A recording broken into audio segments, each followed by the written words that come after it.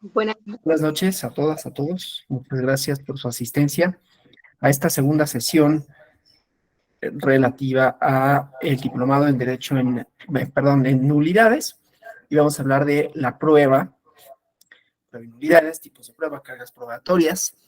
En la clase anterior vimos la cuestión de las cargas dinámicas, ¿no? Básicamente vimos pruebas y cargas dinámicas. Hoy vamos a ver ya un poquito cuestiones más específicas de las nulidades y de la actividad probatoria en general. Voy a compartir aquí un archivo elaborado por mi compañero Darío Mora, ahí donde está, para acompañar la sesión, ¿no? Déjame ver nada más que se vea adecuadamente, sí. Entonces, bueno, vamos aquí a la actividad probatoria. Sabrán todas y todos ustedes, ¿no? Y vimos un poco que la actividad probatoria pues tiende a aportar razones de la premisa o de la hipótesis, ¿no? La hipótesis aquí sería, en el caso de las nulidades, y ya las nulidades específicas, cada una tiene sus medios probatorios idóneos, ¿no? Vimos el concepto de idoneidad, ¿no? La prueba que mejor se vincula a la pretensión. Entonces, dependiendo en este caso del tipo de nulidad de que se trate, será el medio probatorio idóneo. Y también habíamos visto en la actividad probatoria lo concerniente a la relación entre las pruebas, ¿no? La famosa, en esta forma rara de decirlo, la adminiculación, ¿no? Que no es otra cosa que la relación entre pruebas. Veíamos los indicios como material probatorio en el derecho penal, ¿no? Recoger algunas piezas para soportar esto que decía, una hipótesis. Hipótesis se actualiza una causal de nulidad. Argumentos, ¿no? O razonamientos, donde vienen los agravios, y luego la prueba o las pruebas que soportan el dicho. Y ahí en las pruebas pues vamos a encontrar fundamentalmente documentos, pero hay otro tipo de pruebas, ¿no? Inclusive pruebas técnicas que aunque ya veremos que tienen esta cuestión documental, son pruebas específicas, ¿no? Entonces, bueno, vamos a esta parte, déjenmelo. Es un PDF que se elaboró para la escuela judicial y entonces, bueno, aquí está, ¿no? Les comparto ese archivo, ¿no? Entonces, bueno, tenemos las pretensiones, la causa de pedir y esta vinculación con la prueba, ¿no? Aquí vamos a hablar de la cuestión de la valoración probatoria, pero esto también implica, ¿no? Que hay una actividad probatoria previa, ¿no? Entonces, voy a hablar un poco de estos eh, pues tanto principios como ideas relativas a la actividad probatoria, de su ofrecimiento, su aportación, etcétera, ¿no? Entonces, bueno, ya habíamos dicho, se prueban los hechos, ¿no? Ahora, hay un libro, ya son viejitos algunos de los libros a los que voy a referir, pero siguen siendo citados. Digamos, pues es teoría de la prueba, ¿no? Lo que ha cambiado fundamentalmente son medios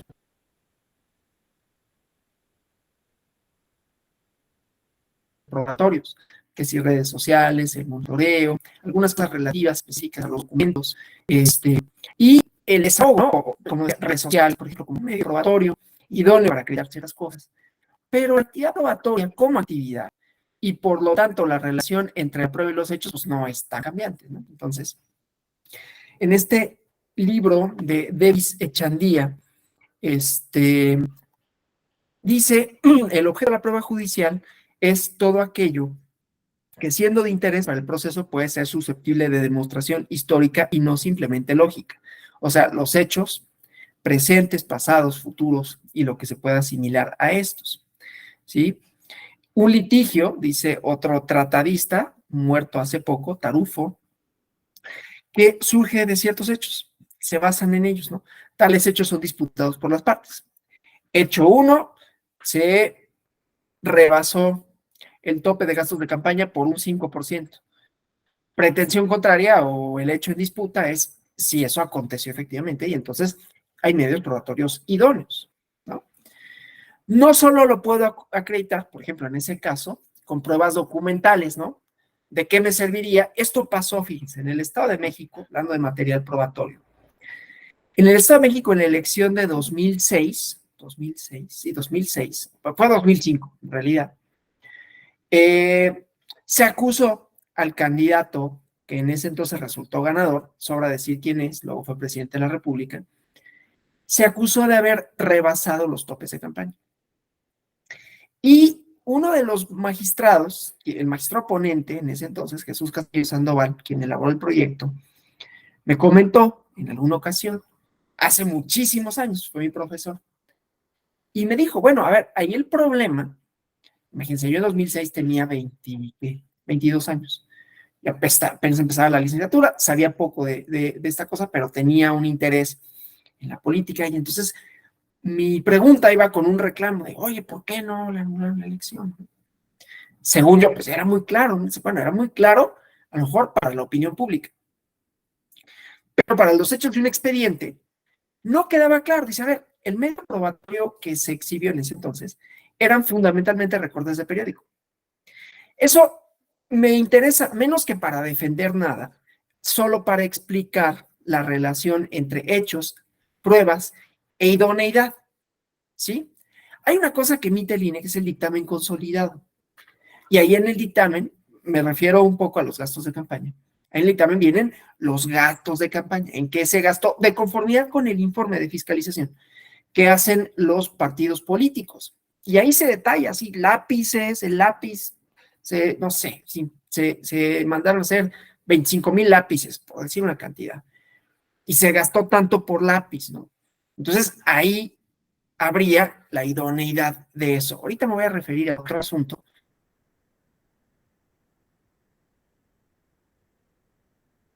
En un juicio de inconformidad, que también involucra, este, pero bueno, entonces solo lo menciono en ese sentido, por la cuestión de ley. Los hechos son disputados y esa disputa tiene que ser resuelta por un tribunal. La solución a la controversia sobre los hechos se alcanza cuando el tribunal establece la verdad sobre los hechos motivo de la disputa. La actividad probatoria es fundamental porque no nada más se trata de decir cuál es mi pretensión, establecer un argumento. Ese argumento, ya lo hemos dicho, una forma de entender la prueba son razones que se aportan para soportar una hipótesis, ¿sí? Y la hipótesis son los hechos. Y decía, Belice Chandío, dice en sus textos, que se entiende por hechos. Primero, cualquier cosa que pueda representar, perdón, una conducta humana. Los hechos de la naturaleza, donde no hay una intervención humana. Las cosas o los objetos materiales. La persona física humana, su existencia, sus características, ¿sí? Yo, ciudadano, mexicano, etcétera, ¿no? Los estados y hechos psíquicos internos de las personas, incluyendo el conocimiento de algo, cierta intención o voluntad, el consentimiento tácito o la conformidad, siempre que no implique una conducta humana. Entonces, después, Tarufo, nuevamente, Michel Tarufo, tiene varias concepciones respecto de los hechos objeto de litigio, para demostrar que lo que se prueba o demuestra el proceso judicial es la verdad o falsedad de los enunciados sobre los hechos en litigio. Hechos en litigio o hipótesis, ¿no? Se acredita la causal de nulidad establecida en la fracción, no sé, perdón, el numeral K del artículo 75 de la ley, ¿no? Que es una nulidad de casilla, ¿no?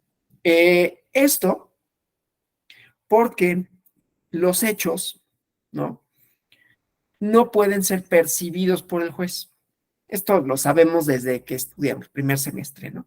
Obviamente una persona ajena a la controversia, la única manera que tiene de enterarse de qué pasó, o más o menos, es lo que aportan las partes y lo que pueden probar. Entonces, tienen que ser reconstruidos por la actividad probatoria, el juzgador de los hechos, tomando como base los medios de prueba disponibles, ¿sí? Entonces, los hechos se toman en consideración en forma de enunciados acerca de lo que fácticamente acontece. Bueno, ¿qué hechos se deben probar y cuáles no requieren prueba? Ya habíamos hablado la clase pasada de las presunciones, ¿no? Presunciones de derecho, presunciones humanas, ¿no? Pero bueno, La prueba, entonces, procede sobre hechos controvertibles, que no será controvertible el derecho, salvo el caso del derecho extranjero, ¿no? Pero bueno, no será controvertido el derecho, los hechos notorios o imposibles, ni aquellos hechos que hayan sido reconocidos, ¿sí? Entonces, en materia electoral, el objeto de la prueba son los enunciados sobre los hechos controvertidos formulados por las partes. Regresando a Davis Echandía, en cada proceso debe de probarse todo aquello que forma parte, perdonen por el lenguaje, ¿no? Los apuntes los realizo conforme con la doctrina, y dice, del presupuesto fáctico para la aplicación de las normas jurídicas. ¿Por qué digo esto de, perdón, una parte, ¿no? ¿Por qué digo esto de perdón por el lenguaje? Porque el día jueves tengo una clase sobre redacción de sentencias ciudadanas. Y una de las cosas que uno aprende y que luego enseñas para redacción de lenguajes ciudadanos es, aunque la cuestión lógica en la resolución no se quita, sí el lenguaje, ¿no? El presupuesto fáctico para la aplicación de las normas jurídicas. Tú le dices a una persona eso en una sentencia y es probable que no te entienda, ¿no? Imagínense, deberemos probar todo aquello que forma parte del presupuesto fáctico para la aplicación de la norma jurídica en cuestión. Van a decir, ¿qué me dijiste? ¿No? Pero bueno, entonces, me disculpo por ese lenguaje, ¿no? Simplemente debemos aprobar lo que sucedió, ¿sí? Y sobre eso versará la aplicación del derecho, o de la norma, si quieren, ¿sí? Los hechos que no requieren ser probados en juicio, ya decíamos, es el derecho, los hechos notorios o imposibles, o aquellos que fueron reconocidos. Cuando la legislación electoral dispone que el derecho no es objeto de prueba, se refiere a que la norma jurídica nacional o de los estados no necesita ser probada siempre que el juez tenga conocimiento de ella por cualquier medio y oportunidad del proceso, porque en el fondo se trata de aplicar el derecho, ¿no? A diferencia de una norma internacional o consuetudinaria que puede necesitar prueba si así le exige alguna disposición legal. Por ejemplo, la prueba en sistemas normativos internos, en donde muchas veces se necesita de un dictamen antropológico, ¿sí? Pero bueno, el hecho notorio, que lo veíamos al final, no queda eximido de prueba aun cuando no lo acepten las partes de un acuerdo, inclusive cuando se discuta. Porque lo importante es que un notorio le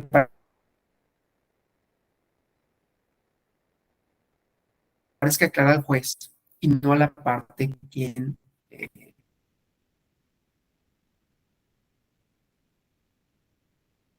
que se opone o contra quien se opone, ¿sí? Es hecho notorio que, por ejemplo, el día, no creo qué día fue, pero no es una verdad que esté en disputa, ¿sí? Aunque es una verdad fáctica, es decir, ocurrió. Pero no hay una controversia sobre si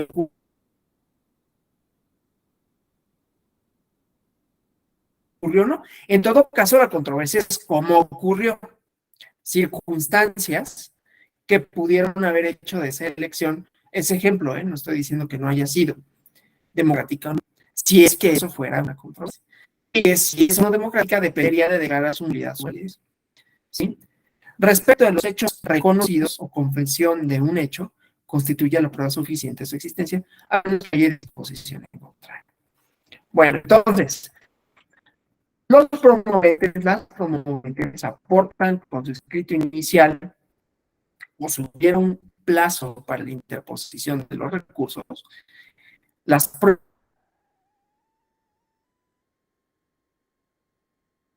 pruebas que obren en su poder y ofrece, en todo caso, deban requerirse. Cuando habiendo una obligación de expedirlas por parte de la autoridad correspondiente y no la hayan promocionado. Eso pasa en casi cualquier proceso judicial, como por el expediente administrativo,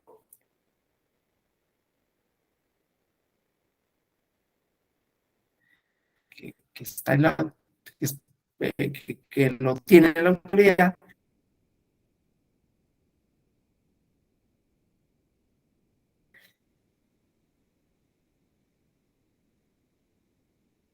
ya decía, ¿no? Si hubiera una obligación de expedirlas por parte de la autoridad, el promovente las justifique que las hace por escrito, entonces se le solicitará. Eh,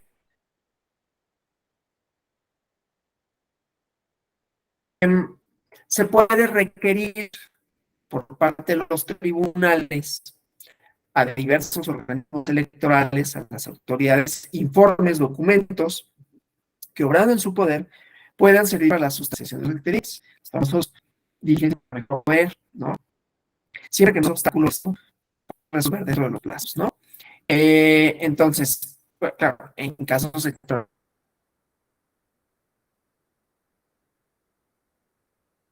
se puede ordenar que se realicen diligencias, como decía, ¿no? O una prueba que se perfeccione, o se desahogue.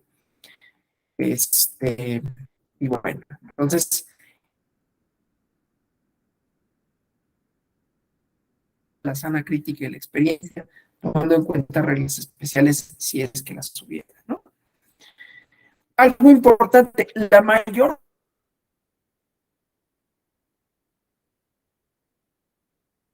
mayoría de las pruebas que se van a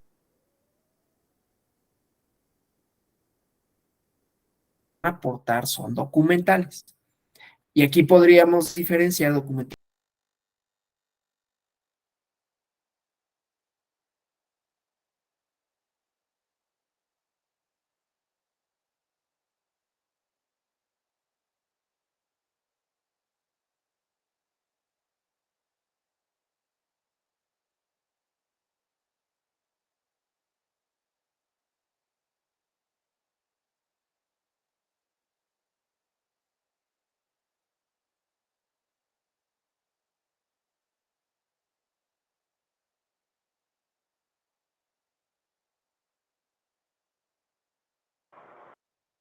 Hola, ¿me escucha?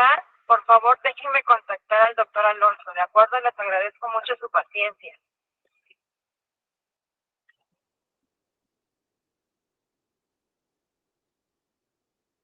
Gracias.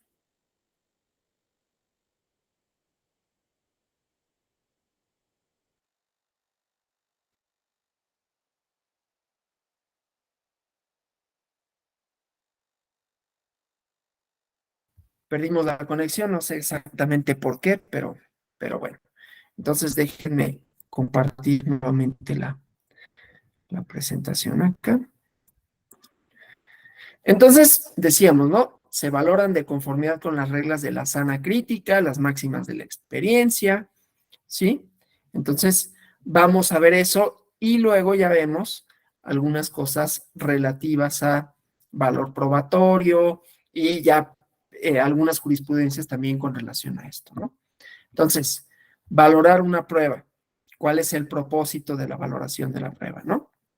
Obviamente, y esto ya lo, ya lo decíamos, ¿no?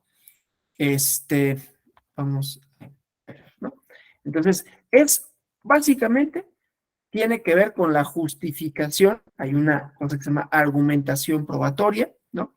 La relación de idoneidad y la relación de necesidad entre un hecho X o una hipótesis X, sucedió esto y su resultado, sucedió esto, entonces una consecuencia normativa.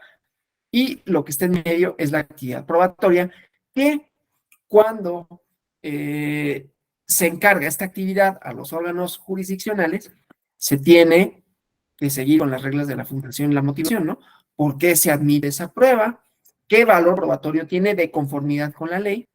¿Cuáles son sus alcances? ¿Por qué hace probable? Etcétera, ¿no? Entonces, igualmente, este análisis valorativo también hace una actividad justificatoria de los hechos y de por qué quedan acreditados o no de conformidad, ya veremos, ¿no? De las reglas para la valoración de la prueba, ¿no? Estoy aquí al pendiente de que no se nos vuelva a ir la conexión. Bueno, entonces ya decíamos una relación lógica y racional entre el fundamento de la motivación y la conclusión, y esto vincula nuevamente a la prueba, ¿no? Que se identifiquen las pretensiones y la comprobación de los hechos por esta exhaustiva apreciación de las pruebas y la idoneidad de las mismas. Por eso decíamos, en el caso de las nulidades, dependiendo de la nulidad de que se trate, habrá un medio probatorio idóneo. ¿sí? Y las razones jurídicas, ¿no? El análisis normativo y después, ¿qué método se establece no solo para argumentar con relación a los hechos, sino con relación a la prueba? Esta prueba es admisible, tiene valor probatorio pleno porque, y ahí sucede, ¿no?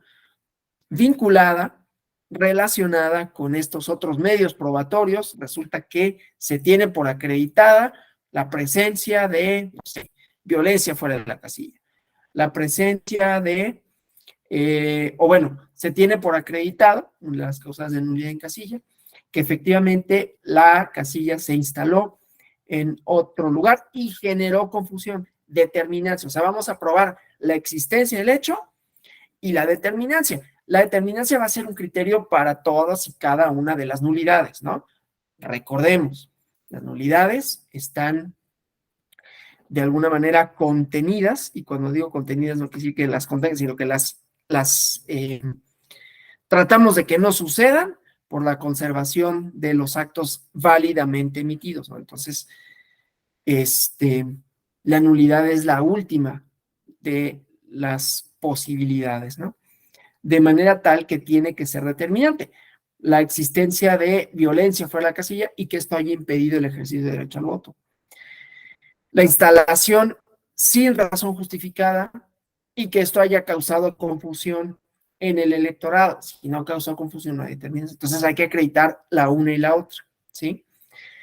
Hay temas que, a ver, no podremos ser exhaustivos en cada uno de los medios probatorios idóneos para cada una de las causales, porque además, en cada uno de los módulos, cuando nos vayamos refiriendo, y digo nos vayamos porque nos vamos a encontrar en algún módulo, también vamos a hablar de la prueba idónea para eso, ¿no? ¿Cómo sabemos? Lo pongo como ejemplo, ¿no? Que la instalación de una casilla produce confusión, pues depende de la media de votación de otras casillas. Entonces tenemos otros documentos en los que tenemos que acreditar, ¿sí? Además de una cosa a la otra.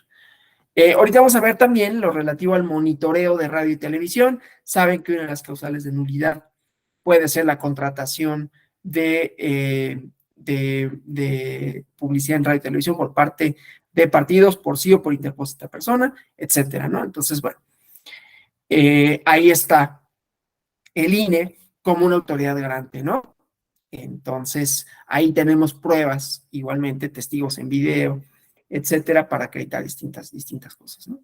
Pero bueno, entonces, los sistemas normativos, interpretativos, también nos darán las pautas argumentativas con relación a por qué una prueba se le da determinado valor si ésta no tenía el valor probatorio pleno, si no se trataba, por ejemplo, de documentos públicos, ¿no?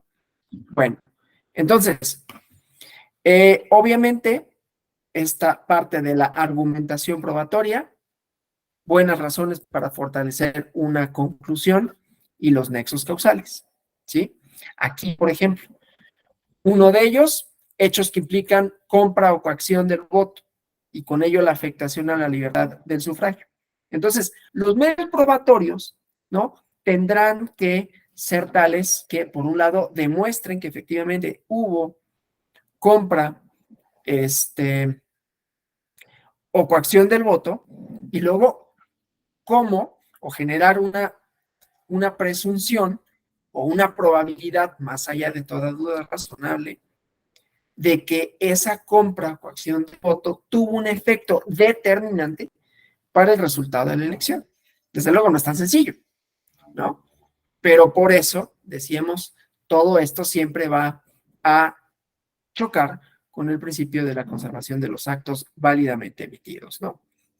Bueno, entonces, hablando de teorías generales de la prueba, nos preguntamos si hay una teoría general de la prueba. Hay quienes dicen que sí, esto en realidad importa un poquito menos. Ya decíamos, ¿no? ¿Cuál es el objetivo de la prueba? Para averiguar y para constatar que sucedieron algunas cosas. Y esto que también habíamos visto, ¿no? Medios probatorios, el resultado probatorio, como la actividad que llevan a cabo las y los juzgadores a la hora de dar soporte a una argumentación, ¿no? Y la verdad judicial, las razones basadas en los medios prueba. Esto también ya lo hemos visto, ¿no? verificar las afirmaciones y lo mismo, ¿no? Esta distinción que también vimos el viernes, ¿sí? Fuentes de prueba y medios de prueba. Y esta, aquí me detengo tantito para seguir, ¿no? Comentándoles relativo a las pruebas y los medios probatorios, ¿no? Documentales, que ya decíamos, pueden ser privadas, pueden ser técnicas, periciales, presuncionales, las instrumentales de actuaciones. Y cuando se trata de este tipo, o sea, pruebas o medios probatorios que no son documentales públicas con valor probatorio pleno, harán prueba plena cuando, ya decíamos, los elementos que obren en el expediente nos permitan inferir que así sucede, ¿no? Entonces, hay una serie de principios vinculados a la actividad probatoria. Primero, la necesidad de la prueba, ¿no? O sea, la necesidad de que las afirmaciones de las partes se demuestren con pruebas aportadas al proceso por cualquiera de las o los interesados. A partir de esto, es posible señalar que el acervo probatorio tiene como finalidad verificar las afirmaciones efectuadas por las partes en el proceso, que hubieran dado lugar a una controversia. Esta necesidad se origina cuando existe controversia sobre los hechos, sobre las afirmaciones de las partes con relación a los hechos señalados en la demanda. Entonces, ante la contradicción entre posturas de las partes, hay una necesidad de constatar la veracidad de sus afirmaciones. Este principio, además, se interrelaciona con sistemas dispositivos e inquisitivos en la obtención de la prueba, ¿sí? A juzgadora, el juzgador debe de considerar en cada caso que se cumplan esos principios. Por ejemplo, cuando se revisan procedimientos administrativos de tipo sancionador electoral, en su modalidad ordinaria y o especial, se rige de manera preponderante por el principio dispositivo. Corresponde al quejoso la carga de la prueba, ya vimos esto de las cargas dinámicas, ¿no? Con independencia de la facultad investigadora en materia electoral. Pero puede suceder, ¿no? Esto que decíamos, diligencias para mejor proveer. Entonces, sistema dispositivo está referido a la carga que tienen las partes, ya no solo, digamos, el demandante o el accionante, sino las partes, en todo caso, de aportar las pruebas que sustenten sus afirmaciones. Entonces, el inquisitivo, en todo caso, pues es aquel que por virtud o más bien, virtud del cual la juzgadora, el juzgador en determinados casos puede allegarse de elementos probatorios. Por regla general, prevalece el principio dispositivo, pero ya decía, sí se pueden ordenar diligencias para mejor proveer, ¿sí?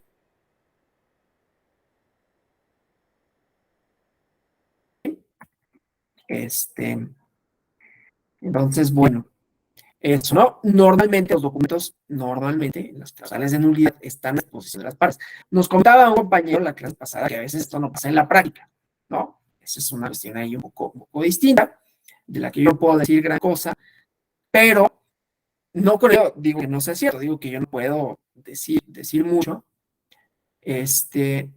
pero bueno, entonces, en principio, para subsanar alguna carencia que sea esencial para llegar a una resolución, están las diligencias para mejor proveer, ¿no? O sea, para que se integre debidamente el expediente.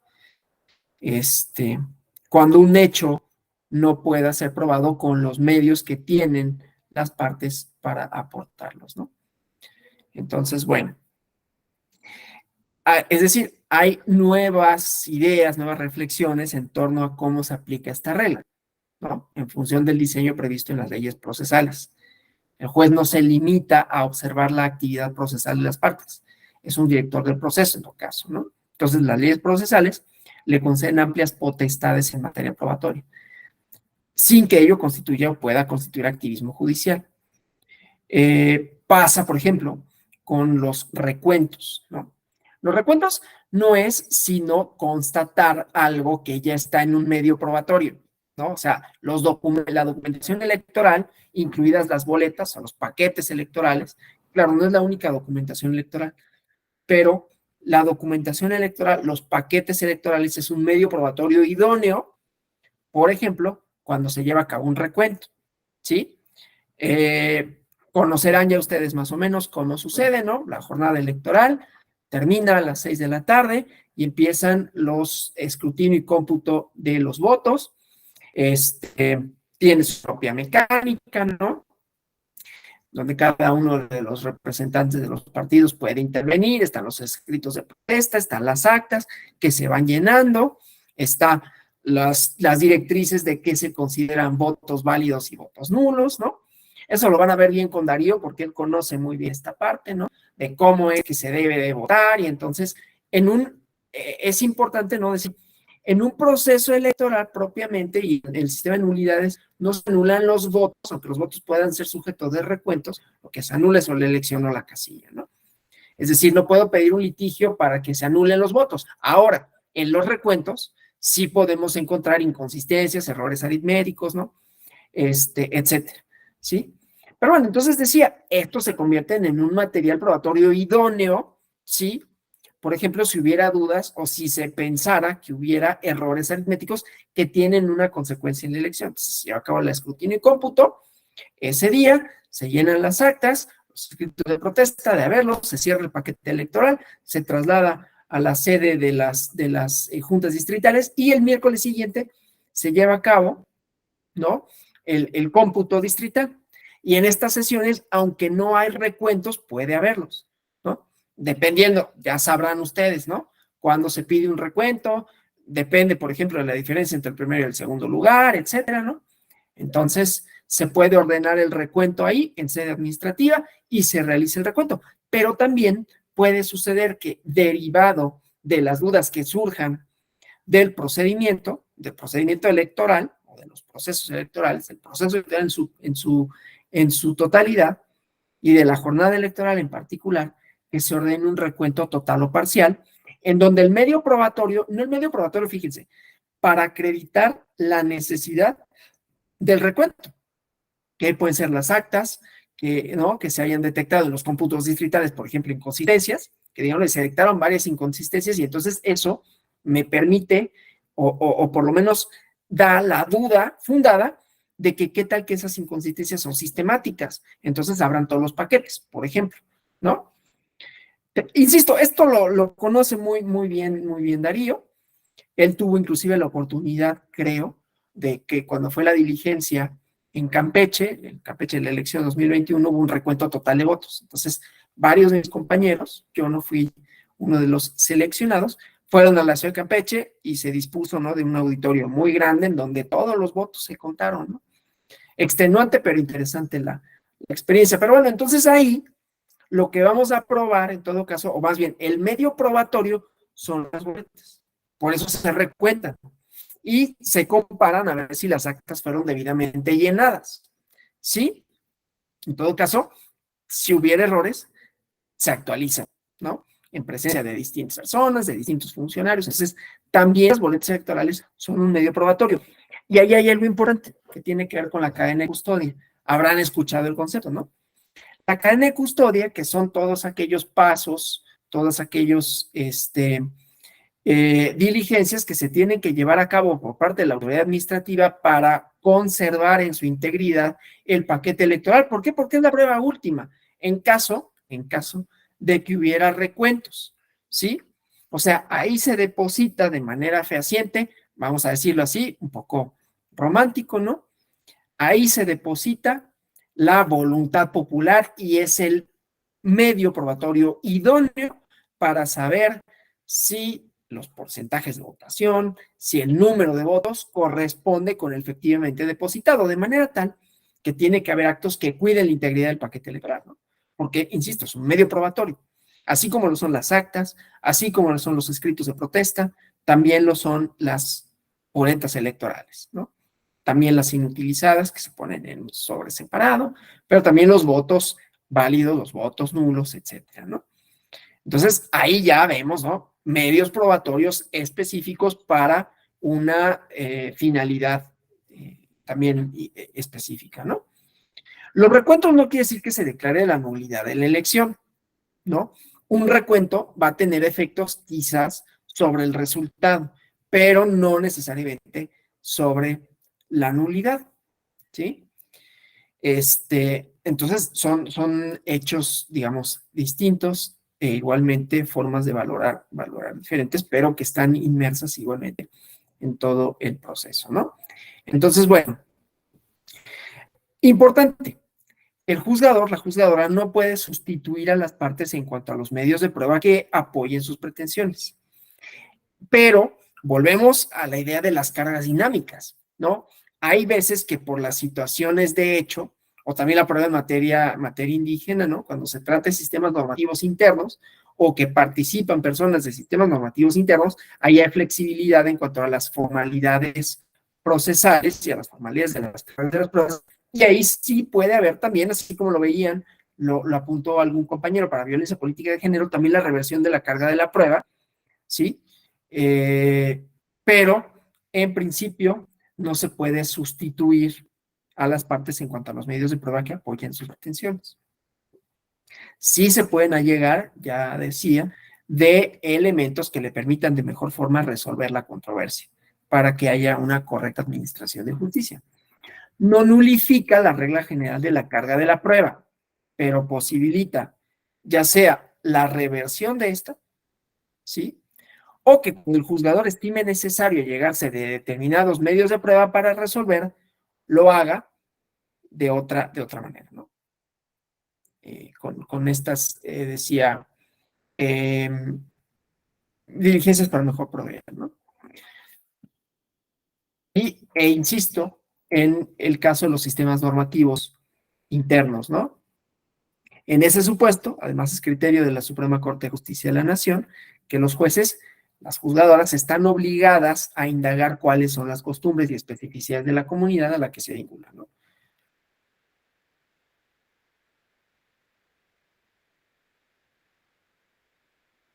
Es el caso de la pericia.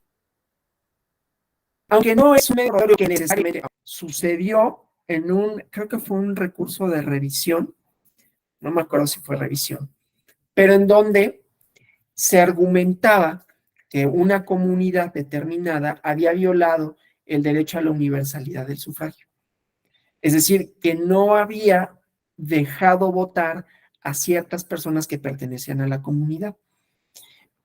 Por lo tanto, y creo que sí se pedía la nulidad de elección con ese motivo. Ahorita voy al expediente es más, voy de una vez. Sí lo tengo en la mente, nada más que no lo tengo aquí abierto, pero ahorita lo ponemos, ¿no? Porque es interesante, tiene que ver con prueba, pero además, espérenme tantito, porque eso es que tengo aquí en mi curso de prueba, tengo varias carpetas, ¿no? Pero ese me interesó ahorita porque tiene que ver con la... Ay, no veo. Denme un segundito para darles el expediente tal cual, ¿no? Y ahí vamos a ver si la controversia, según yo me acuerdo, en esa controversia se solicitaba la nulidad por violación, como les decía, a su, aquí está, a su, sistema normativo interno. Entonces voy a dejar de compartir la presentación y voy a compartir la sentencia para que veamos cuál era la naturaleza de la controversia y cómo en ese caso, insisto, se argumentaba, y fíjense, aquí está, ¿sí? Determinó no válida la elección, ¿ven? De consejos locales de un ayuntamiento en Oaxaca. Les comento rápido qué pasó. Entonces, es una comunidad en donde la controversia estriba en que había quienes demandaban la nulidad dijeron, oye, no me dieron chance de participar y con ello se afecta el derecho de universalidad del voto. Y la contraparte decía, es que ellos no son parte de la comunidad, ¿sí? Y como no son parte de la comunidad, pues no tenían derecho de voto, ¿no? Entonces, la controversia primero a resolver era si las personas eran o no parte de la comunidad, pero eso no lo podemos resolver con nuestras normas jurídicas ni con pruebas. O sea, ahí la prueba idónea tenía que ser una pericial en materia antropológica para ver si se trataba de comunidades distintas o no. Entonces, fíjense, aquí está este cuadro o este diagrama, ¿no? Califica válida la elección de concejales en el ayuntamiento, confirma la validez de la elección por parte, el tribunal confirma la validez de la elección y se impugna, ¿no? La sala del tribunal electoral revoca la sentencia y dice no es válida la elección. Se impugna en recurso de revisión y entonces aquí vemos, ¿no? El tema era, perdón, aquí está la decisión, ¿no? Fundados los agravios, no hay una perspectiva intercultural, entonces no se pudo identificar de manera adecuada el tipo de controversia, ¿sí? La perspectiva intercultural, que ahorita la vamos a ver, porque son comunidades distintas, ¿sí? Ahorita vamos a ver cómo se determinó, ¿sí? Entonces, eso es lo que me parece interesante en materia probatoria, que tiene efectos de declarar válida o no una elección, ¿sí? Entonces, obviamente aquí se rigen por un sistema normativo interno. No obstante, es interesante el ejemplo, ¿no? Entonces, hay una elección con un método específico de concejales, se nombran a unas personas y dicen, no participaron estos habitantes de la agencia municipal, se declara la validez, ¿sí? Luego viene todo esto que ya vimos, ¿no? Entonces, esto lo vimos. Presupuestos procesales, no estamos en curso de recurso de revisión. Y vámonos al estudio de fondo. Entonces, que se revoque la sentencia emitida por la Sala Jalapa y se declare válida la elección, en donde no participan estos agentes. Ya les decía, una supuesta violación a la universalidad del voto. Pero ¿qué pasa con la universalidad del voto? Pues que, a ver, tampoco yo no puedo votar en Nayarit, ¿no? Yo voto en Ciudad de México. Y no puedo votar en la alcaldía Miguel Hidalgo, tengo que votar en la alcaldía Coyoacán y en el distrito que me corresponde, ¿sí? Porque es de donde soy habitante. Entonces, hay una lógica de geografía electoral que determina en dónde me corresponde votar, mi sección electoral. Bueno, aquí es una controversia más o menos así, pero en donde lo que determina quiénes son miembros de la comunidad es la normativa interna, no esta cartografía, ¿sí? Hubo votos particulares. Yo nada más les presento así la controversia, ¿no? Y la resolución. Esto de la universalidad del sufragio como principio constitucional. Y resulta que las comunidades, esto es lo que me interesa, no vamos a ver todo el expediente, solo esto, no tienen identidad común, ¿sí? La importancia aquí, y ahorita vamos a ver cómo en este caso la prueba, ¿sí? Fue dictada como una diligencia para mejor proveer. O sea, no tenemos los elementos probatorios para saber qué tipo de conflicto es y entonces se ordena que se desahogue una pericia. Entonces, bueno, marco normativo, la perspectiva intercultural, que es muy interesante, ¿sí? Comprensión del derecho indígena, bueno, todo lo que tiene que ver con el pluralismo jurídico, que esta clase no viene el caso, pero para efecto de la prueba, ¿no? Juzgar con perspectiva intercultural, inclusive, ahorita vemos la jurisprudencia de la prueba intercultural, ¿sí? Porque si no, pues hay vulneración de los hechos, ¿no? Entonces, hay que identificar el tipo de controversia, hay que ver cómo se rige la universalidad del voto, a diferencia de lo que hacemos nosotros, ¿no? Que es la geografía electoral, secciones, etcétera, ¿no? Para la instalación de casillas y la credencial para votar que marca en dónde tienes que votar, ¿sí? Entonces, aquí, la autoridad máxima, que es la asamblea comunitaria, ¿sí? Y entonces, fíjense, para determinar lo relativo, esto es lo que me interesa.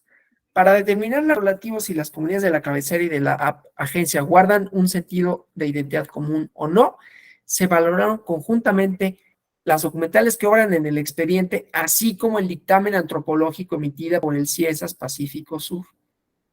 ¿Sí? Entonces, más vamos a ver si aquí está el, mira, y aquí está quien lo realiza. ¿Sí? Entonces, se tuvo que llevar a cabo esta prueba y en el, ¿cómo se llama? En el dictamen antropológico se determina por qué se llevan, por qué se trata de comunidades distintas.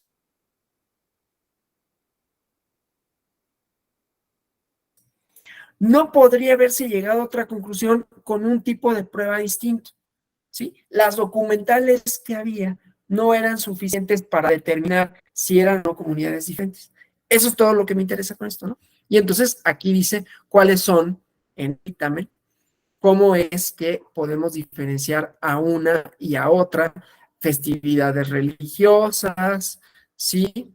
Y algunos otros,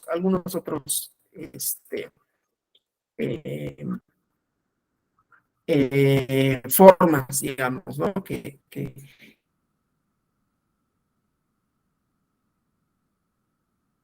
hacen que sean distintas, ¿sí? Un conflicto, las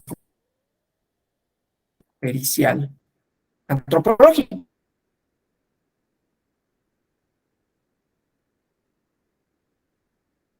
para declarar la validez, de lo contrario se hubiera declarado, como vieron, ¿no? No válida la elección. Entonces, aquí sí estamos ante una nulidad en un sistema de normativo interno, ¿no?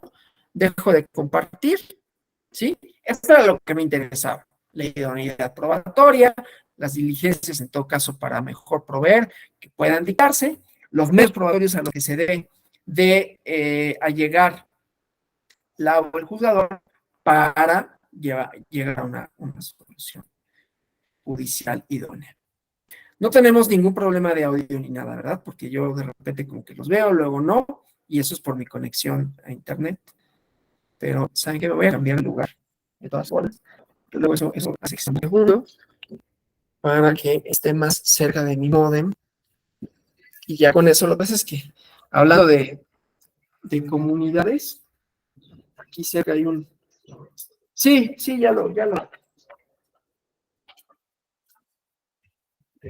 había detectado así y por eso mejor me cambio de lugar para que, nada más que aquí, espérenme,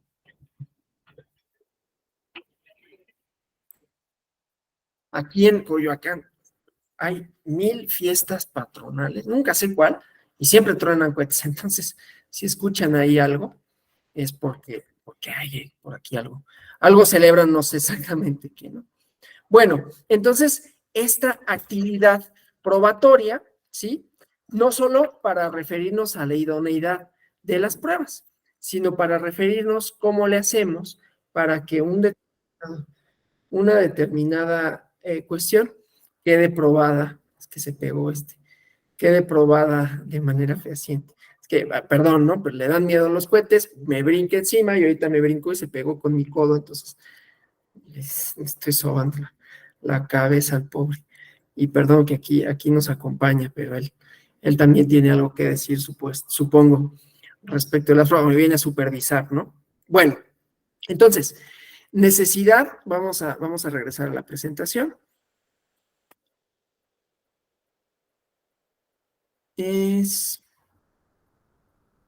¿dónde estaba? Ventana, aquí.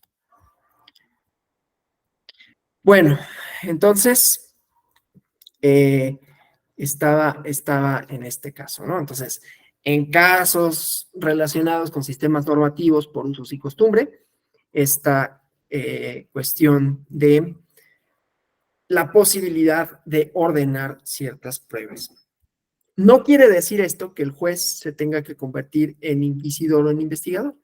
Las diligencias para mejor proveer deben tener por objeto constatar las afirmaciones de las partes, siempre que subsista la necesidad de la prueba para resolver la controversia o haya una posibilidad material o jurídica para la parte a la que corresponde probar. ¿Sí? Perdón, haya una imposibilidad material o jurídica para la parte que le corresponde probar, ¿no? Reglas del debido proceso relacionadas con las pruebas, prohibición de aplicar el conocimiento privado del juez sobre los hechos, o sea, la garantía de imparcialidad del juez, no es juez y parte, o sea, imparcialidad del juzgador, principio de igualdad de oportunidades para la prueba, las partes deben tener idénticas oportunidades para presentar o pedir la práctica de pruebas, o sea, en la fase probatoria de cualquier procedimiento se deben de conceder las mismas posibilidades y prohibiciones, tanto al actor como al demandado, o sea, igualdad procesal, ¿no? Publicidad de la prueba, volviendo a Davis Echandía, Hernando Davis Echandía. Las conclusiones del juez sobre la prueba deben ser conocidas por las partes y estar al alcance de cualquier persona que se interese en ello, ¿no? Entonces, solo de esta forma la prueba adquiere un carácter social. Tratándose de diligencias de recuento, ¿no? Las legislaciones comiciales disponen como garantía de máxima publicidad y transparencia, hablando de los recuentos a los que me refería, la citación de los partidos contendientes, ¿no? Como parte del derecho que les asiste para participar en la preparación, desarrollo y vigilancia de los procesos electorales, que presencien los casos en que sea necesario efectuar un nuevo escrutinio para que formulen las observaciones que estimen pertinentes, siempre y cuando ello no signifique una dilación que haga jurídica o materialmente irreparable la violación. Principio de preclusión de la prueba, igualmente, ¿no? El tiempo, la oportunidad para la práctica de la prueba. Cuando transcurren los términos o los plazos procesales que se otorgan a las partes para ofrecer, aportar, desahogar medios de prueba, sin que exista impulso o actividad procesal en ese sentido. La pérdida de oportunidad para aportar pruebas, ¿no? Principio que se interrelaciona con el principio de contradicción, que al establecer plazos para la fase probatoria, se impide que la contraria sea sorprendida con pruebas de último momento. Claro, siempre tener en cuenta la cuestión de los hechos novedosos que puedan surgir, ¿no? Las pruebas, se me olvidó ahorita el término, ¿no? Pero las pruebas supervenientes, ¿no? Pero también se tiene que dar a conocer a la otra parte, ¿no? Bueno, otro principio que es importante, adquisición procesal. La prueba no pertenece a quien la aporta, ¿sí? Es improcedente pretender que solo beneficia a la persona que la aporta. Es quizás obvio, ¿no? Pero una vez introducida legalmente al proceso, debe tenerse en cuenta la prueba para determinar la existencia o inexistencia del hecho a que se refiere. A este principio supone que las pruebas rendidas por las partes pueden ser aprovechadas por la otra, aunque ésta no la haya ofrecido, ¿sí? Hay jurisprudencia del tribunal que sostiene que cuando las pruebas de una de las partes puedan resultar benéficas a los intereses de la contraria o del tercero, la juzgadora está obligada a examinar y valorar las pruebas que obren en autos para obtener el resultado de esos medios de convicción, ¿no? Y que esta verdad histórica deberá prevalecer, puesto que las pruebas rendidas por una de las partes no solo le benefician a esta, sino a todos los demás, ¿no?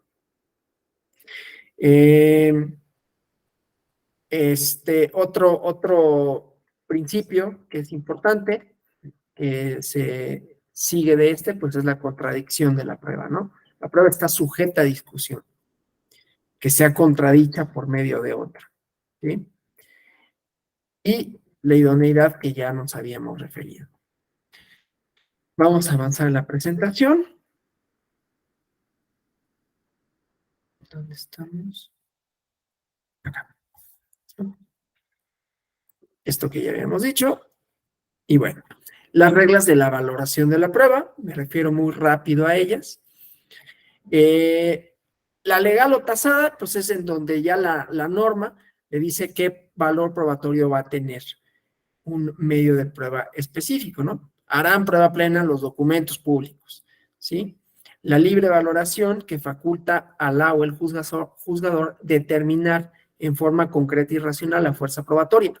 Por ejemplo, en el expediente que les compartí de la prueba intercultural, no solo era la prueba idónea, ¿no? Sino que esa prueba, en ese caso, no es que las periciales necesariamente tengan valor probatorio pleno. En ese caso, obtuvo valor probatorio pleno porque junto con los documentos que se aportaron, permitió, ¿no?, ver que no se estaba inobservando el principio de universalidad del voto porque se trataba de comunidades distintas, pero ese hecho específico, que era clave para resolver la controversia, solo se pudo acreditar por medio del desahogo de esa pericial. En ese caso, podemos decir, tuvo valor probatorio pleno para establecer que se trataba de comunidades distintas, y los otros medios probatorios lo que reforzaron es que la comunidad que sí era fue la que participó en la elección de los concejales, ¿sí? Y hay sistemas mixtos donde hay tasadas algunos medios y libre relación a otros. En el caso de las periciales, tenemos una libre valoración de la prueba, ¿no? Y algunas reglas de la lógica que ya habíamos más o menos establecido, ¿sí? Pero principio de identidad, de no contradicción, tercero excluido y de razón suficiente, ¿no?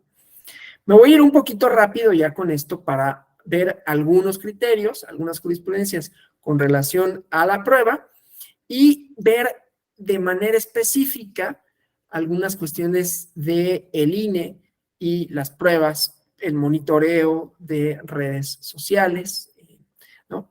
Acuerdos que emite también para los, en materia de fiscalización, en materia de medios de comunicación, ¿no? Entonces, bueno, estos, insisto, como sistemas para valorar las pruebas, la sana crítica, reglas en donde se establecen, ¿no?, medios para la ración, para la argumentación probatoria por parte del juez, y los juicios hipotéticos, independientes del caso concreto, que obtenidos de la experiencia, pero no vinculados a los casos, se pueden inducir. Esto, volvemos al ejemplo de la pericial en materia de antropológica, ¿no? No solo fue el valor probatorio que se le dio, sino de conformidad con las máximas de la experiencia y la sana crítica, ¿sí? Diríamos, no tenemos los medios idóneos, no contamos con los medios idóneos, no solo para reconstruir la verdad, sino para conocerlo, dado que se trata de un sistema normativo diverso. Entonces, nos tenemos que ir al conocimiento experto para que nos aporte la prueba idónea, ¿no? Bueno, esto otra vez, ¿no? Enunciado sobre los hechos controvertidos y que van vinculados con la causa de pedir.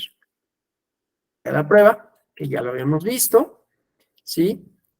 Entonces, eso lo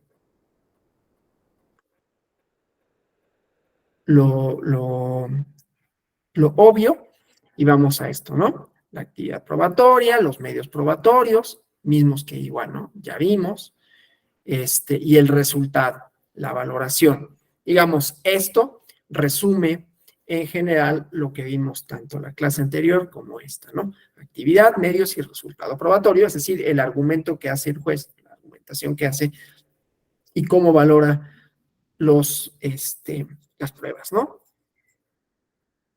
Aquí esto, recuerden que hablamos de la confesional y la testimonial, ¿no? Tienen un valor específico, valor de indicio, que ya decíamos, los indicios entonces son simple y sencillamente un elemento, una pieza que vinculada con otras nos puede llevar a un resultado, pero que por sí misma no prueba, por sí misma no acredita que haya sucedido algo, sino que nos da la pauta para pensar que eso pudo haber sucedido siempre y cuando tenga otros medios probatorios, ¿no? Entonces, bueno, cuando se ofrecen, ¿sí? Y se aportan dentro del plazo para la presentación de los medios de impugnación, pero lo que ya decíamos, ¿no? Suscribí un documento, lo solicité a la autoridad o al órgano correspondiente y no me lo otorgó. Ya, ¿cómo lo acredito? Pues con el escrito, con el acuse recibo. Oye, yo te solicité el expediente administrativo, yo te solicité el informe de fiscalización, etcétera, ¿no? Y bueno, eso. Luego, reconocimientos, inspecciones judiciales, periciales, como la que vimos, ¿no? Una pericial no se aportó conjuntamente con la demanda, se ordenó por parte del tribunal como diligencia para mejor proveer, para poder determinar la verdad jurídica, ¿no? Entonces, inclusive hay casos en que no se aportó por ninguna de las partes, pero que era necesaria para conocer, ¿sí? Y pruebas supervenientes, siempre y cuando antes del cierre de la instrucción, ¿no? Y esto que ya sabíamos, que ya lo habíamos visto. Entonces, su admisión y desahogo, se revisa la demanda, las pruebas, se requiere si no fueron aportadas y si se tiene que preparar alguna, pues que así sea, las diligencias de desahogo, por ejemplo, los testigos en video, pues que se tienen que reproducir, etcétera, ¿no? Y las que no requieren preparación para su desahogo, los documentos, ¿no? Se tienen por desahogados por su propia naturaleza.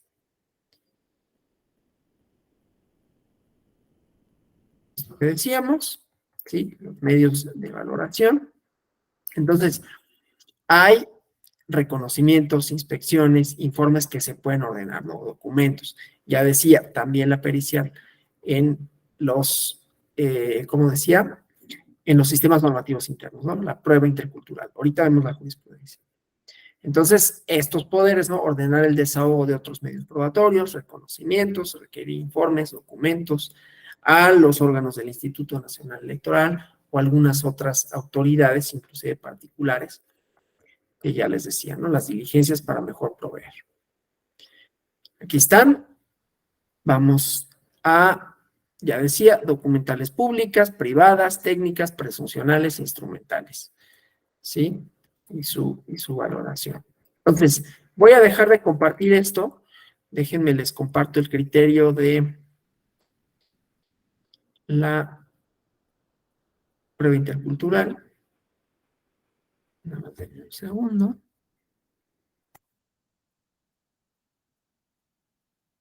Esta no es que sea solo la prueba, pero también es aplicable para los medios probatorios. Entonces, déjenme les. Juzgar con perspectiva intercultural, ¿sí? Entonces, ¿no? Obtener información de la comunidad a partir de fuentes adecuadas que permitan conocer las instituciones, estoy acá. Dictámenes etnográficos, opiniones especializadas, ¿sí? Informes, comparecencias, revisión de fuentes bibliográficas. Este es para garantizar el libre acceso relativo a la prueba, ¿sí? O sea, para poder determinar, ¿sí?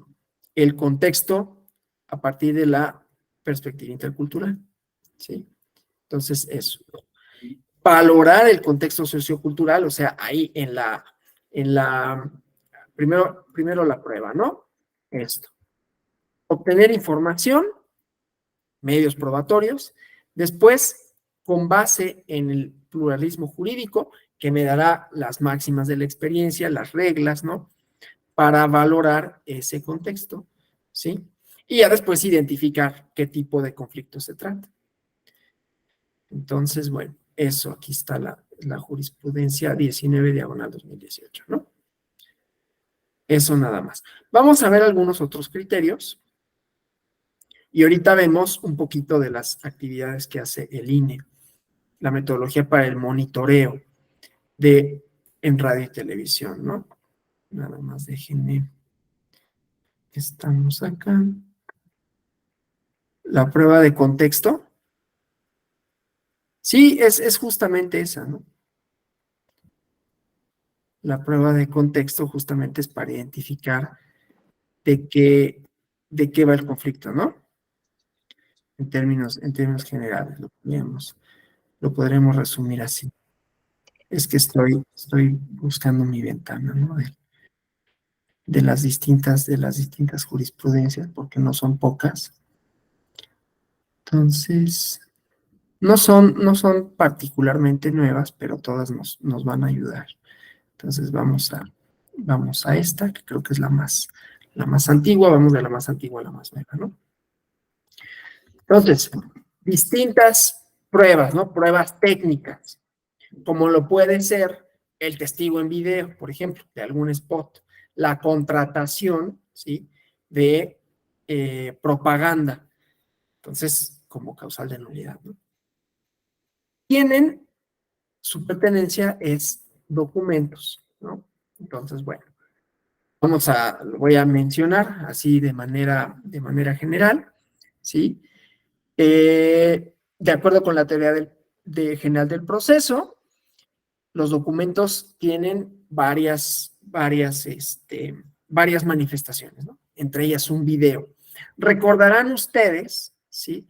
Unos videos, era una práctica por parte de un actor político, económico, que tenía como práctica filmar a las personas, ¿no? Más allá de la ilicitud que puede, ahorita me refiero poquito a la prueba ilícita, ¿no? La obtenida por medios ilícitos y la teoría de los frutos prohibidos, de la manzana podrida, ¿no? Pero bueno, se grababa unas personas y eso tenía un efecto en la esfera pública, más allá de que podía tener o no una causa judicial, ¿no? Pero bueno, entonces, en ese caso, ¿sí? Pues, ¿qué hubiera sido pertinente? Pues decir, bueno, es un documento que como cualquier otro está sujeto a una prueba pericial para verificar su autenticidad, que no haya sido editado, que eso también es muy común, ¿no? De pronto se ha convertido en una práctica no muy éticamente cuestionable, por lo menos, ¿no? Pero filtrar videos, filtrar audios, ¿no? De personas. Insisto, muchas de ellas podrán tener el carácter de pruebas ilícitas por cómo fueron obtenidos esos medios probatorios, pero que pues buscan a veces un efecto más allá de un proceso judicial. Entonces, en un proceso judicial pueden no ser admisibles, ¿sí? Pero pues tienen resonancia pública, ¿no? Pero bueno, entonces, estas grabaciones, estos videos, audios, pues también son siempre sujetos de manipulación. Cosa que todavía se complica más con la presencia de las inteligencias artificiales, ¿no? Que habrán visto ustedes que y va a ser un problema no solo de desahogo, sino de valoración y de una pericial, o sea, una prueba aparentemente contundente, vamos a pensar que obtenida lícitamente, bueno, pero que supuestamente supondría que una persona declara algo, ¿no? Vamos a pensar, porque decía, con la inteligencia artificial pasa, ¿no? Que alguien podría desarrollar un software, o yo no sé mucho de estas tecnologías, ¿no? No es un tema que sea algo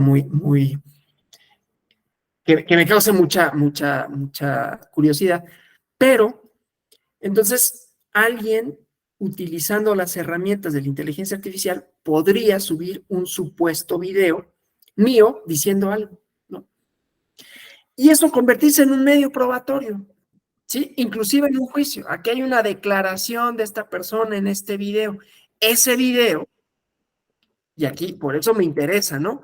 Es un documento, es una prueba técnica que primero no hace prueba plena, ¿no? Lo que se contiene en un video es una documental privada. Tendrá que estar en todo caso certificada. El INE sí hace la certificación de algunos contenidos en redes sociales y entonces ahí podemos saber, está verificado y entonces lo que ahí se contiene, ¿sí? Tiene valor probatorio pleno porque es la certificación correspondiente. Pero, insisto, puede suceder, ya no pensemos en la suplantación de una cuenta de Twitter o de Facebook, que ya se llama Twitter, pero bueno, en donde hay una certificación por parte de la autoridad para verificar que efectivamente ese contenido haya salido, ¿no? Del partido político candidata en cuestión, ¿sí? Porque ese es un primer elemento que se puede probar como hecho, ¿no? El 14 de agosto de 2023, en un video que circuló en redes sociales, y ahí está el video y se puede ver, aquí está la liga, el ciudadano X afirmó tal cosa, ¿no? Y esto es constitutivo de ta. Pero resulta que el ciudadano X dice, oye, pero yo nunca lo dije, ¿no? Hay una manipulación mediante inteligencia artificial. Entonces, ahí, ¿no? Esa prueba técnica requeriría no solo el medio para su desahogo, que sea pues, una computadora, ¿no?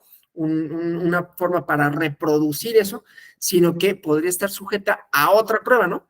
Y yo digo, refuto el contenido de esa prueba con una pericia para acreditar que fue elaborada mediante inteligencia artificial. Yo no sé cómo se haga eso, pero eso en algún momento va a suceder, si no es que ha sucedido ya inclusive, ¿no? Sí hay quienes, por ejemplo, han negado la autenticidad de una publicación y dicen, no, me hackearon, ¿no? Entonces, hay una suplantación. Si fuera eso materia de controversia, porque no siempre lo es, entonces habría que acreditar, ¿sí?, la suplantación. ¿Por qué? Porque hay que verificar, en ese caso específico, una cuenta de Twitter. A ver, ¿por qué lo digo para efectos de las nulidades? Sabrán ustedes que en la jornada electoral puede haber diversos actos que pueden tener una afectación en cuanto al resultado de la elección. Divulgar noticias falsas que puedan inhibir la votación, lo cual es un delito electoral. ¿No? Entonces, o, por ejemplo, dar a conocer resultados, sondeos electorales, que igual puede generar una falsa apreciación de la realidad, ¿no? Y estas violaciones, en su conjunto, si las hubiera, violaciones graves que trascienden al resultado de la elección, podrían llevar a la anulación de los comicios si se suman, ¿no? Les voy a poner un ejemplo. Ustedes luego búsquenlo porque el dictamen es bien interesante y ahí hay mucha valoración de distintas actuaciones. El dictamen relativo a la revocación de mandato, ¿no? Que estos ejercicios, o sea, esta cuestión de las nulidades, como saben, no se circunscribe a los procesos electorales en donde se eligen, valga la redundancia, autoridades políticas, sino que todos los ejercicios de participación ciudadana también les son aplicables estas reglas, así como les son aplicables las reglas de los delitos electorales, etcétera. Entonces también, en ese caso, en las revocaciones de mandato hay una declaración de validez. ¿Qué pasó en la declaración de validez? Que estuvo condicionado y por eso no hubo necesidad de reponer nada, está condicionada la revocación de mandato a un mínimo de participación para que pueda tener efectos, ¿sí? Efectos ya sea para revocar o efectos de permanencia en el cargo, ¿no? Cualquiera de los dos es un resultado posible en ese ejercicio. Entonces, en el dictamen se establecieron una serie de conductas indebidas.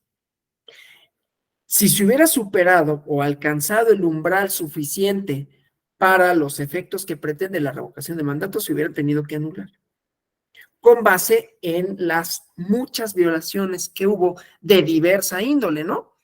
Entonces, ahí tenemos, por ejemplo, y por eso puse, bueno, en la jornada comicial, hay personas que pueden, no digo que lo hagan, pero que podrían, ¿no? Por redes sociales, difundir información falsa, que inhibe el voto, una casa encuestadora que divulgara resultados electorales antes de que cerren las casillas, independientemente de que sean delitos electorales, pueden resultar violaciones tales que pongan en duda la autenticidad de los comicios, ¿sí? Claro, habría que demostrar por qué serían graves, el criterio de determinancia, por qué son determinantes para el resultado, cuál es su gravedad y por qué se consideran así, ¿no? La concatenación de diversos elementos. Entonces, el ejemplo que me viene en la mente, de manera clara, es ese, ¿cómo se llama? Ese acto, ¿no? Entonces, si hablamos de violaciones graves, pues veremos, ¿no? Las violaciones sustanciales, ¿no? Formales o materiales, que afectan normas, principios jurídicos relevantes en un régimen democrático para un proceso electoral o su resultado, o materiales, ¿no? Que se pongan en peligro principios o reglas básicas del proceso democrático, ¿sí? Conductas dolosas, ¿no? Realizadas con conocimiento, ilícito, etcétera, ¿sí? Entonces, bueno, pero todo eso es materia de valoración. Y yo les dije, ¿no? Ahorita vamos a la siguiente jurisprudencia, pero es que todo esto de la determinancia, de la gravedad de las violaciones y de las pruebas y de cómo, ¿no? Y de los indicios y de los videos y de su posible manipulación, o de la participación o del cúmulo de violaciones chiquitas que en su conjunto pueden constituir una violación grave para efectos de la validez de un proceso electoral o análogo, como lo puede ser la revocación de mandato, ¿sí? Y tenemos un contraejemplo, el SUP Juicio de Inconformidad, GIN 359, diagonal 2012. También ahí se hizo un estudio minucioso para acreditar una irregularidad en forma objetiva y material. En la sentencia se argumenta que el medio de impugnación o en el medio de impugnación tienen que ofrecerse y aportar las pruebas y mencionar las que se habrán de aportar dentro del plazo, todo lo que hemos visto, ¿no? Para la presentación de la demanda y las que deban requerirse cuando, ya dijimos, ¿no? Se justifique que oportunamente las solicitó por escrito al órgano competente. Este principio de el que afirma está obligado a aprobar con las salvedades que ya establecimos. Entonces, aportar los medios de prueba necesarios para acreditar las afirmaciones, ¿no? Entonces, bueno, eso, ¿no? Entonces, ahí, para que la conclusión es que para que se acrediten violaciones de forma objetiva y material, como le exigen las causales de nulidad de la elección, debe acreditarse el nexo causal. Los hechos narrados por los actores deben de estar vinculados con las pruebas que obran en el expediente para que se puedan acreditar. ¿Cómo acreditarse? Acreditar la determinancia, ¿no? Que es algo a lo que me he referido. Entonces, la anulación de la votación, por ejemplo, recibida en una casilla o de una elección, requiere que la irregularidad o la violación en la que se sustente la invalidación tenga el carácter de determinante.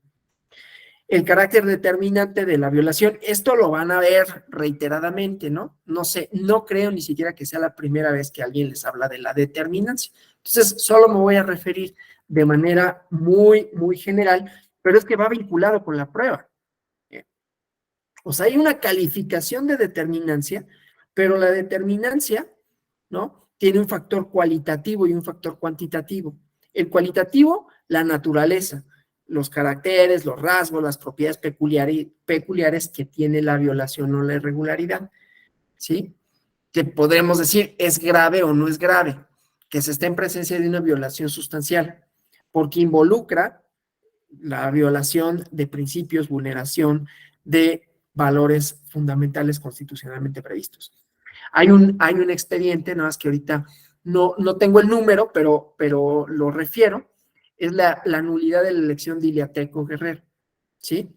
Se celebraron elecciones, creo que fue 2021, y ahí lo van a ver, ¿eh? No se preocupen, o sea, aquí el número de expediente no es tan importante como las pruebas y su valoración de conformidad con la determinancia, ¿no? Un criterio que fue bastante novedoso. Entonces, ¿qué pasó?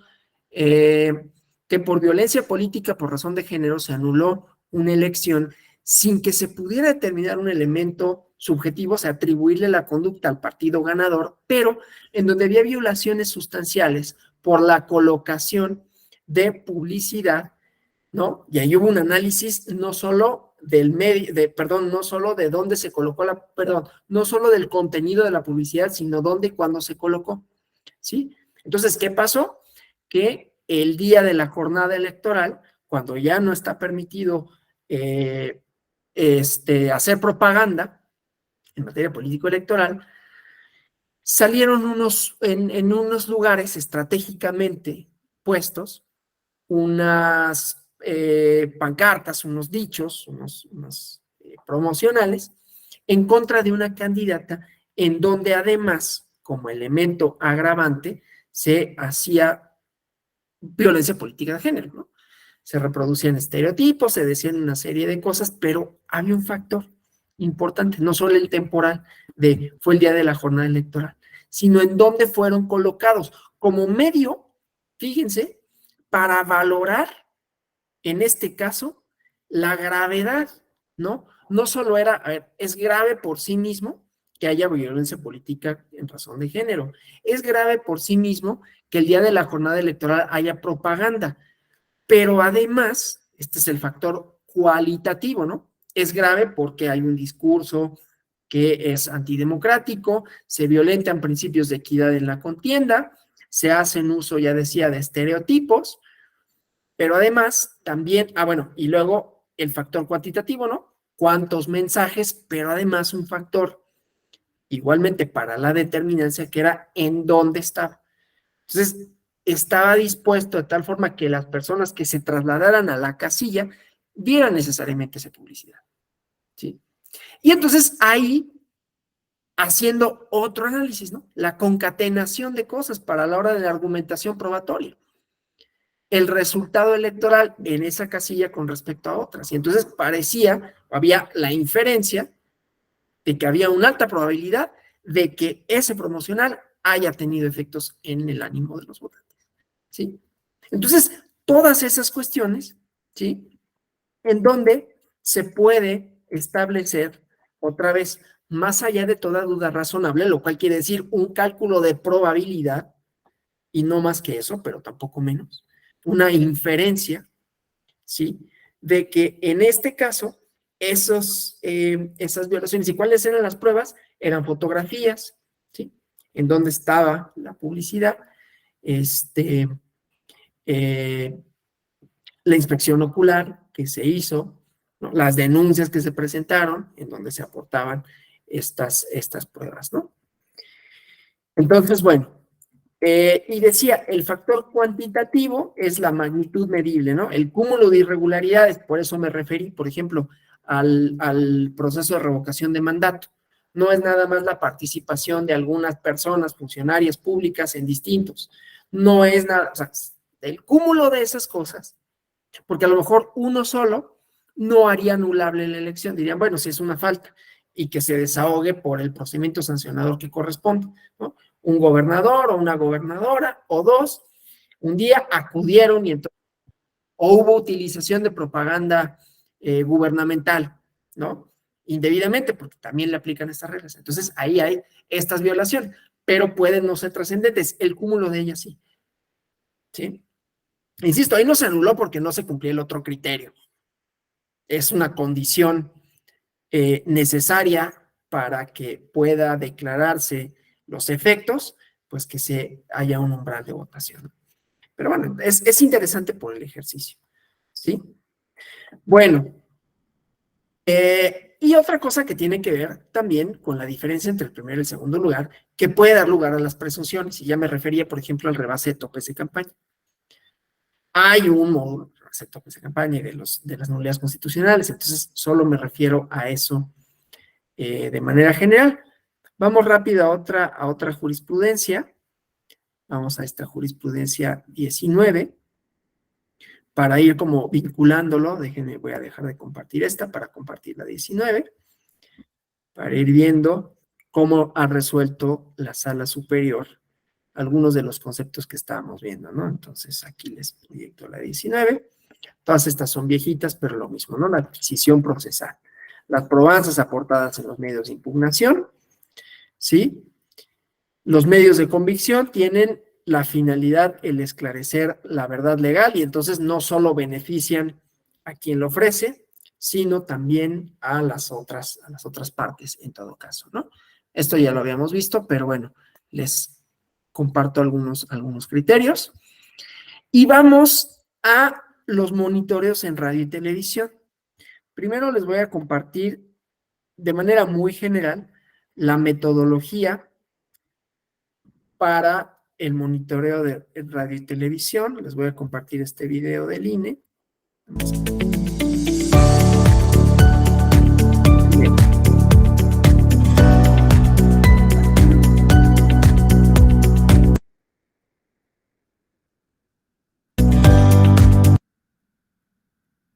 Voy a dejar que acabe.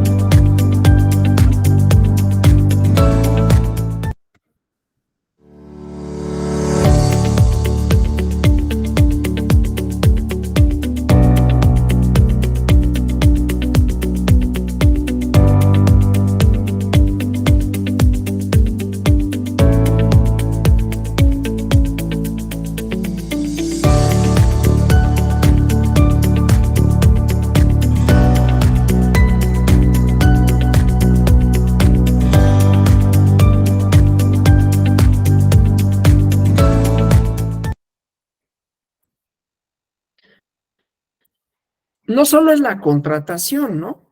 Ustedes saben, déjenme ver si todavía estamos. Ustedes saben que el Instituto Nacional Electoral monitorea, ¿no? Da seguimiento de medios como radio y televisión para verificar el cumplimiento de la pauta.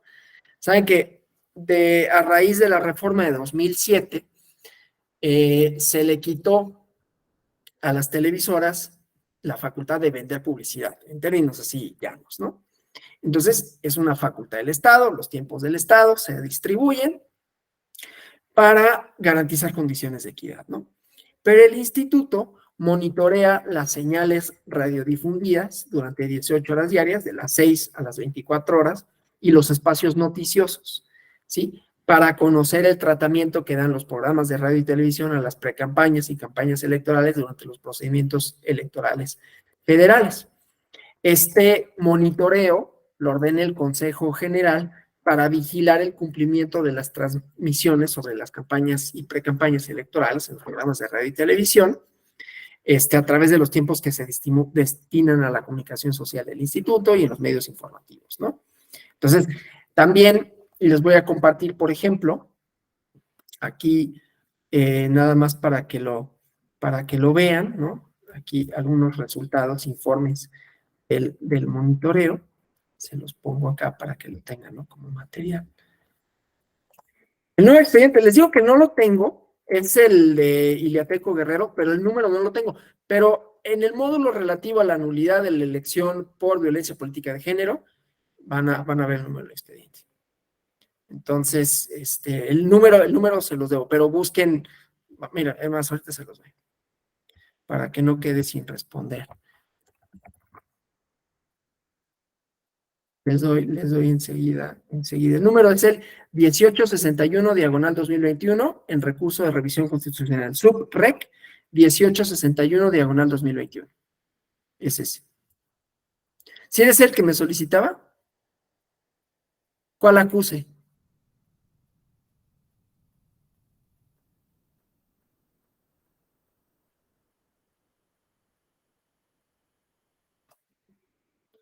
¿De cuál solicitud? Pero de cuál. No, o sea, ahí a lo que me refería es que no me refería a un expediente en particular, sino que cuando las pruebas no estén en posibilidades al alcance de las partes y que éstas lo hayan solicitado, la prueba para decir lo solicité se la acuse, pero no me refería a un expediente en particular, sino cómo probar que efectivamente se solicitó. Sí, ya. Eso era. Gracias, Marciano. Bueno, entonces les decía de esto del monitoreo, ¿no? Que realiza, les comparto un poco del el informe, ahí lo pueden consultar. Entonces, el instituto, ¿no? Como autoridad electoral, le da seguimiento y le ha dado seguimiento a las actividades de monitoreo de los spots comerciales que adquieren los actores políticos, según la normatividad de la reforma político-electoral, ¿no? Entonces, bueno, son instrumentos de medición que les permite al instituto la fiscalización, cotejar resultados obtenidos, información recabada en promocionales, ¿sí? Ya decía, monitoreo de espacios noticiosos para ver tiempos de transmisión, género periodístico, valoración de la información, recursos técnicos, ¿sí? Y con ello también, ¿sí? Vemos convenios de colaboración para el monitoreo de los programas de radio y televisión que difunden noticias, ¿sí? Para los procesos electorales 18, 21, y los resultados, ¿no? Por ejemplo, aquí les voy a compartir igualmente otros resultados de los tiempos del monitoreo, ¿no? Digo, esta es toda información para su consulta, ahí para que vayan viendo, ¿no? Entonces, estas actividades de monitoreo que también nos pueden permitir en un momento dado ver el contenido que se le dio, porque esto puede en algún momento, no digo que signifique, pero puede en algún momento suponer que haya violaciones al modelo de comunicación política, pero que si son reiteradas, ¿no? Principio de equidad, ¿no? Estoy diciendo como supuesto, ¿no? Hubo reiteradas intervenciones ilegales por parte de un actor político que no se abstuvo de decir, ¿no? que no se abstuvo de hacer propaganda gubernamental. Entonces, ahí tenemos las pruebas, ¿no? Los testigos de los videos, de su difusión. Entonces, esto también sirve para esos efectos, ¿no? Bueno, vamos a terminar nada más con esto de la prueba ilícita, ¿no? Entonces, me voy a referir de manera más o menos rápida, ¿no? A la prueba ilícita, ¿sí? Que es, digamos, como definición, pues es aquella que atenta contra la dignidad de las personas. Es más, les voy a compartir, nada más lo abro aquí, esta presentación, que me parece que esta la elaboró mi compañero el doctor Vado, para darle seguimiento. Aquí la tengo, entonces vamos a esta presentación, ¿no? De la prueba ilícita. Igual, ¿no? Que se obtiene por medios, ahí está, ¿no? Le doy crédito a quien la hizo, ¿sí? Entonces, me interesan las definiciones, ¿no? Contra la dignidad de las personas, con vulneración a un derecho o libertad fundamental, obtenido, practicada con infracción de las normas legales, ¿no? Entonces, bueno, con distinto tipo de pruebas vinculadas con el artículo 16 constitucional, ¿sí? Y 14, ¿no? Y en materia electoral, materia política, como les decía, pues se ha dado mucho, ¿no? La suplantación de identidad, por ejemplo, que ese no es una prueba ilícita en principio, sino que es una prueba, como decir, que es falsa, ¿no? O sea, los hechos que se supone que prueba, en el ejemplo que yo les decía, pero los tweets falsos que vienen o de cuentas falsas o de cuentas, eso pasa, ¿no? O sea, hay personas que llevan que registran una cuenta de Twitter a nombre de una persona y no es la persona. Obviamente, ahí hay procesos para verificar la autenticidad, no del tweet, sino del autor. Pero, de mientras, puede suceder que pues haya personas que digan, miren lo que dijo esta persona. Ha sucedido muchas veces, ¿no? Eso puede tener efectos, desde luego, político-electorales, inclusive en una elección, con esto que decía, difundir información falsa. Imagínense que alguien creara un perfil falso y que dijera ser una autoridad electoral y da una información y esa se empieza a replicar hasta que alguien reparara, oye, no, ¿sabes qué? Pues era una cuenta falsa. O que efectivamente le hackeen la cuenta a una autoridad o que, como decía, en la inteligencia artificial crearan un supuesto video que empieza a circular en redes sociales en donde un funcionario electoral dice algo, ¿no? Entonces, estas pruebas no serían ilícitas porque no se obtuvieron por medios ilícitos, sino que serían falsas, ¿no? Pero bueno, eso para diferenciar una de otra. Entonces, este tipo de pruebas ilícitas, ya nos habíamos referido a la confesional, por ejemplo, ¿no? Y los medios muy desafortunados para arrancar confesiones, ¿sí? Y aquí tenemos algunos ejemplos, ¿no? Grabaciones, estas sobre todo, ¿no? Grabaciones o intervenciones sin autorización, pero hay distintos otros medios probatorios obtenidos de manera ilícita, ¿no?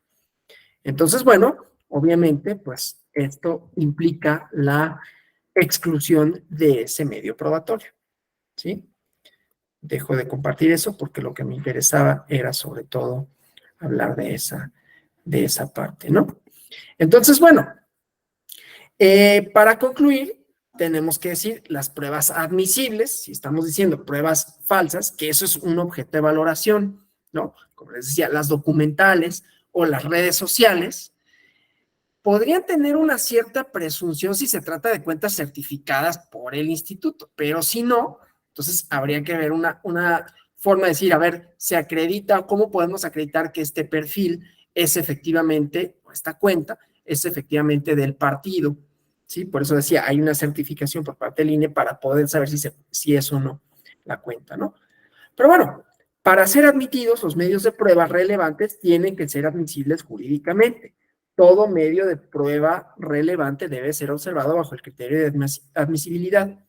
Un medio de prueba relevante, no obstante, puede ser excluido por razones jurídicas, cuando una norma jurídica prohíbe su admisión. En materia de amparo indirecto, son admisibles toda clase de pruebas, con excepción de la confesional por posiciones. En derecho electoral sucede, ¿no? También hay pruebas admisibles, inadmisibles, salvo algunas excepciones. Se prohíbe al juez admitir como medio de prueba comunicaciones que violen el carácter de confidencialidad que establezca la ley, que es la prueba ilícita, ¿no? Entonces, tener en cuenta que las normas sobre la admisibilidad de la prueba varían en función del medio probatorio, el tipo de materia y su función en el contexto de que se trate.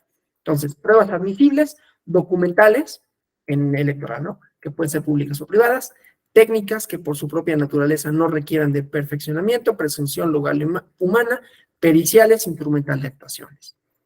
¿Sí? Ya decíamos, pues la mayoría de las pruebas que vamos a encontrar son documentales, que son pruebas fiables, tratándose de contratos, otro tipo de relaciones comerciales, documentos, ¿no? Pero, pues bueno, las actas oficiales de escrutinios y cómputos de las mesas directivas de casilla, prueba además idónea para las nulidades en casilla, las actas oficiales que consten en los de cada elección, copias autógrafas o certificadas que deben constar en los expedientes, documentos expedidos por los organismos funcionarios electorales, ya decíamos también el paquete electoral, ¿no? Documentos expedidos por autoridades federales, estatales o municipales, por ejemplo, para ver que hubo violencia, pues también las actas que pueda haber de una policía, el parte, ¿no?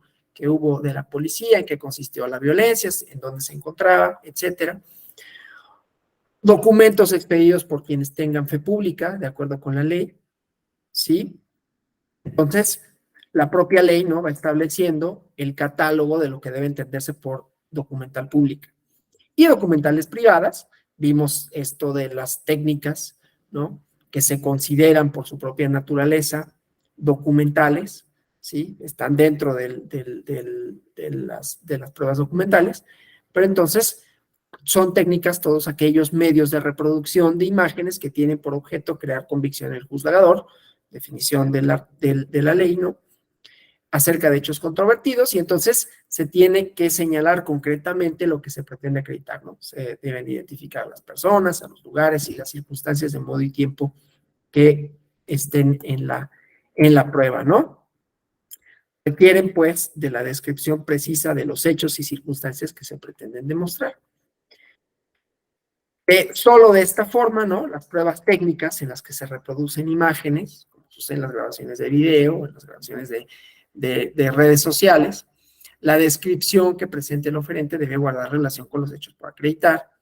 El grado de precisión de la descripción debe ser proporcional, a las circunstancias que se pretende probar. Bueno, y ahí podemos probar, por ejemplo, la presencia de funcionarios públicos, si estamos pensando en la equidad, ¿no? Tengo todavía en mente la declaración, déjenme, inclusive se las voy a compartir también, ¿sí? La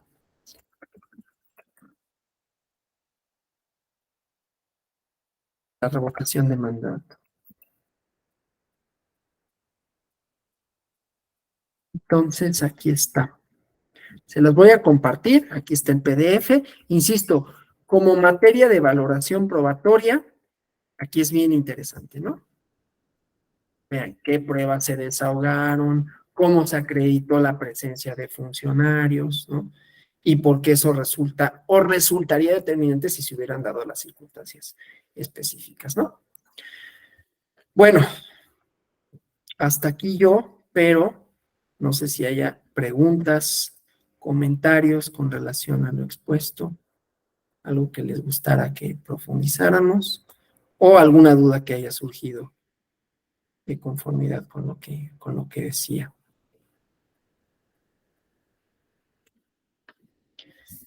¿Todo bien?